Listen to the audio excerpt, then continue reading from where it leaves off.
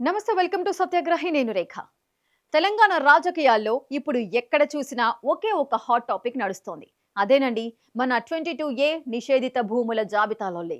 ఇన్నాళ్ళు అసలు ఏం జరుగుతుందో అర్థం కాక రిజిస్ట్రార్ ఆఫీసుల చుట్టూ తిరిగి తిరిగి జనం తలలు పట్టుకున్నారు. తాజాగా మన సీఎం రేవంత్ రెడ్డి కూకట్పల్లి సభలో ఇచ్చిన లెక్చర్ చూశాక అందరికీ మైండ్ బ్లాంక్ అయిపోయింది. అసలు ఈ 22A భూతకాలం ఏంటి? మన లీడర్లు ఇస్తున్న గ్యారంటీలేంటి?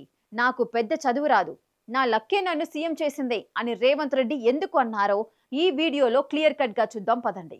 ఇక సంగతి ఏంటంటే, తెలంగాణలో ఎవరైనా సరే కష్టపడి రూపాయి రూపాయి కూడబెట్టి ఒక గజం స్థలమో చిన్న ఇల్లు కొనుక్కుంటారు. జీవితాంతం పడ్డ కష్టానికి అదే ఒక పెద్ద ఆసరా అనుకుంటారు. కానీ ఆ భూమిని రిజిస్ట్రేషన్ చేసుకోబోయే టైంలో సబ్ రిజిస్ట్రార్ ఆఫీసర్ ఒక బాంబు పేలుస్తారు. మీ భూమి 22A అంటే నిషేధిత జాబితాలో ఉందని.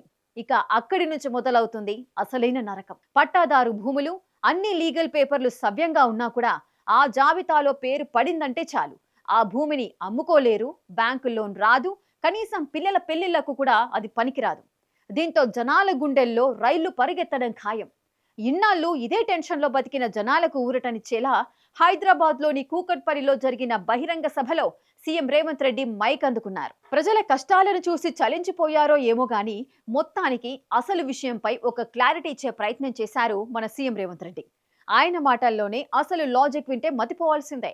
ఒక సర్వే నెంబర్లో 500 ఎకరాల భూమి ఉందనుకోండి. అందులో ఏదో ఒక మూలన ఉన్న 2-3 ఎకరాలపై మాత్రమే కోర్టు కేసులుంటాయి.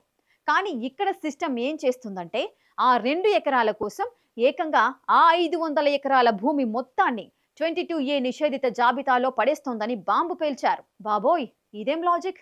అంటే ఒక ఊళ్ళో ఒక తప్పు చేస్తే ఆ ఊరి జనం అందరినీ జైల్లో పెట్టినట్టుంది ఈ పని. ప్రభుత్వమే స్వయంగా ఈ తప్పు చేసినట్లు సీఎం రేవంత్ రెడ్డి పరోక్షంగా అంగీకరించడంతో అసలు ఈ భూములను కావాలనే నిషేధిత జాబితాలో పెట్టారా, లేక అధికారుల ఓవర్ యాక్షనా అనే చర్చ ఇప్పుడు రాష్ట్ర వ్యాప్తంగా జోరుగా సాగుతోంది. జనాలు కంగారు పడుతున్నారని గమనించిన రేవంత్ రెడ్డి వెంటనే రిపేర్ వర్క్ మొదలు పెట్టేశారు. ఎవరైనా సరే కష్టపడి కొనుక్కున్న భూమి లేదా కట్టుకున్న ఇల్లు ఏదైనా కారణం చేత 22Aలో పడితే ఆ భూమి ఎక్కడికి పోదు.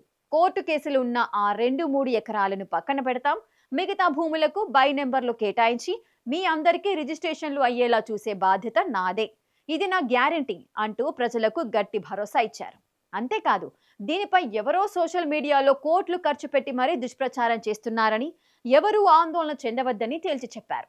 మొత్తానికి 22A భూముల బాధలతో సతమతమవుతున్న ప్రజలకు సీఎం రీసెంట్ గా ఇచ్చిన ఈ హామీ మాటలతో మాయ చేసినట్టుగానే కనిపిస్తోంది. అయితే ఇక్కడే అసలు ట్విస్ట్ ఉంది. ఈ సభలో రేవంత్ రెడ్డి చెప్పిన మరో డైలాగ్ ఇప్పుడు సోషల్ మీడియాలో ఫుల్ మీమ్ మెటీరియల్ గా మారిపోయింది. నేనేం పెద్ద చదువులు చదువుకున్న గొప్ప తెలివైన వాడినేమీ కాదు, కానీ నాకు అదృష్టం కలిసొచ్చింది. నాకు ఇబ్బందులు వచ్చినప్పుడల్లా ఆ దేవుడి దయతో అదృష్టం నా వైపే ఉంటోంది అని నవ్వుతూ చెప్పుకొచ్చారు. ఏదేమైనా కోర్టు వివాదాలను, సామాన్యుల భూములను వేరు చేసి బై నంబర్లతో సమస్య పరిష్కరిస్తామనడం ప్రజలను నమ్మించి మోసం చేయడమే. ఈ ల్యాండ్ లోన్లు ఎప్పుడు పూర్తిగా ఒక కొలిక్కి వస్తుందో చూడాలి.